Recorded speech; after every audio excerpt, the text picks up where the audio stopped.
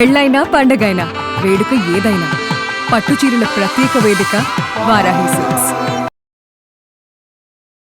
నమస్తే, welcome to Suman TV. నేను పద్మిని. ప్రస్తుతంతో పాటు ప్రముఖ ఆధ్యాత్మికవేత్త, దత్త ఉపాసకులు, శ్రీపాద శ్రీవల్లభ దత్తపీఠం వ్యవస్థాపకులు శ్రీమతి లతా దత్త గారు మనతో పాటు ఉన్నారు. మాట్లాడదాం. నమస్తే అక్క. నమస్తే పద్మిని. అక్క, శ్రావణ శుక్లపక్ష ఏకాదశి వచ్చేస్తోంది. 23వ తారీఖు ఆదివారం ఏకాదశి. చూస్తూ చూస్తూ వరలక్ష్మి వ్రతం కూడా అయిపోయింది, ఏకాదశి వచ్చేసింది. ఎంత ఫాస్ట్ గా పరిగెడుతున్నాయో. అయితే ఈ ఏకాదశిని పుత్రదా ఏకాదశి అని పిలుస్తారని చదవటం జరిగింది. అయితే ఈ పుత్రదా ఏకాదశి వైశిష్ట్యం ఏమిటో మీ ద్వారా తెలుసుకోవాలనుకుంటున్నాను. ఎలా స్వామివారి ఆరాధన చేసుకోవాలి? తప్పకుండా పద్మిని. శ్రావణ మాసంలో ప్రతిరోజు కూడా విశేషమైందే. అష్టమి తిథి నుంచి తీసుకుంటే మనకి చవితి, నాగ పంచమి కూడా జరిగింది నిన్నే. అలా ప్రతి ఒక్క తిథి కూడా చాలా విశేషమైందే మనకి.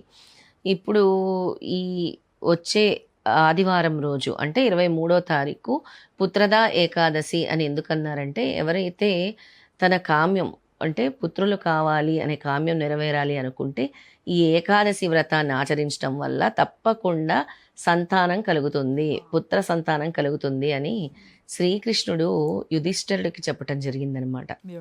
ఎవరైతే ఉపవాస దీక్ష చేసి ఈ వ్రతాన్ని ఆచరిస్తారో వాళ్ళకి సంతానం కలుగుతుంది అని చెప్పారనమాట. అద్భుతం. అలా చెప్పటం జరిగింది. అలా ఆచరిస్తున్న వాళ్ళకి ఎంతో మందికి కూడా జరుగుతూనే ఉంది.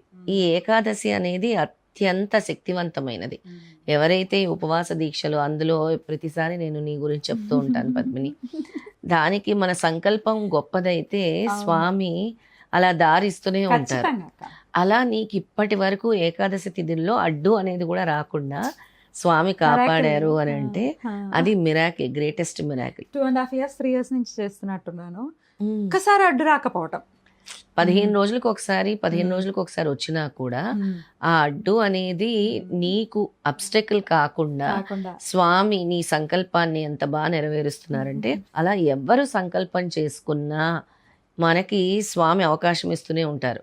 అందులో అత్యంత శక్తివంతమైనది ఈ ఏకాదశి వ్రతం అనేది. ఈ ఏకాదశి వ్రతం ఎవరైతే ఉపవాస దీక్షతో ఆచరిస్తారో వాళ్ళకి ఖచ్చితంగా అనుకున్న సంకల్పం నెరవేరుతుంది. అలా నెరవేరటం కోసమే ఈ వ్రత దీక్షల్ని భగవంతుడు మనందరికీ కూడా చెప్తూ ఉన్నారు.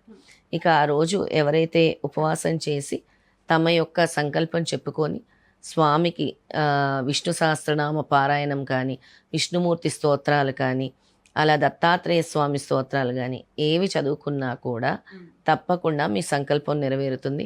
అలాగే మర్నాడు మధ్యాహ్నం పారాయణ సమయం ఉంది. 1 గంట నుంచి పారాయణ సమయం మొదలవుతుంది. సో 1 గంట తర్వాత మళ్ళీ అంటే సోమవారం 1 గంట తర్వాత తినాల్సి ఉంటుంది. 1 గంటన్నర తర్వాత 1 గంటన్నర తర్వాత తినాల్సి ఉంటుంది. అలాగే ఆ రోజు చదువుకోవాల్సిన మీకు మంచి ప్రాస్పరిటీ, గుడ్ లక్, పీస్ తీసుకొచ్చే మంత్రాన్ని చెప్తాను. ఆ మంత్రాన్ని కూడా చదువుకోవచ్చు. అంటే ఒకవేళ ఈ ఏకాదశి వ్రతాన్ని ఆచరించినా ఆచరించకపోయినా అందరూ చదువుకోగలిగే మంత్రాన్ని, మంగళకరమైన మంత్రాన్ని చెప్తున్నారు. తప్పకుండా చెప్పండి. మంగళం భగవాన్ విష్ణు, మంగళం గరుడధ్వజ, మంగళం పుండరీకాక్ష, మంగళాయ తనోహరి.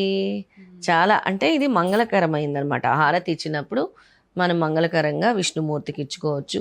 లేదా దీన్ని నెంబర్ ఆఫ్ టైమ్స్ మనం చాంట్ చేసినా కూడా మంగళం కలుగుతుంది, చాలా శుభం జరుగుతుంది అని విశ్వసిస్తున్నాం అనమాట.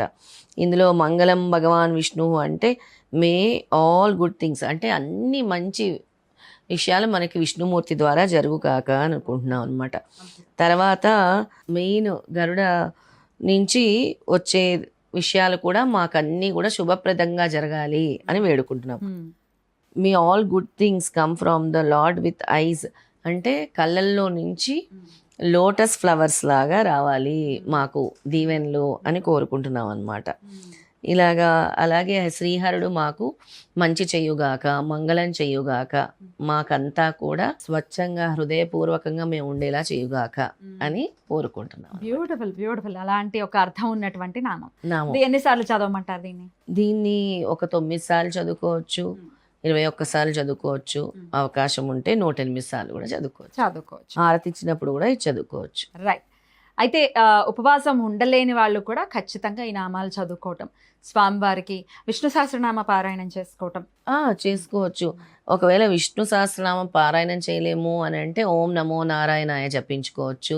శాంతాకారం భుజగసేనం పద్మనాభం సురేశం విశ్వాకారం గగన సదృశ్యం మేఘవర్ణం శుభాంగం లక్ష్మీకాంతం కమలనయనం యోగి హృదయానగమ్యం వందే విష్ణు భవభయహారం సర్వలోకైకనాథం.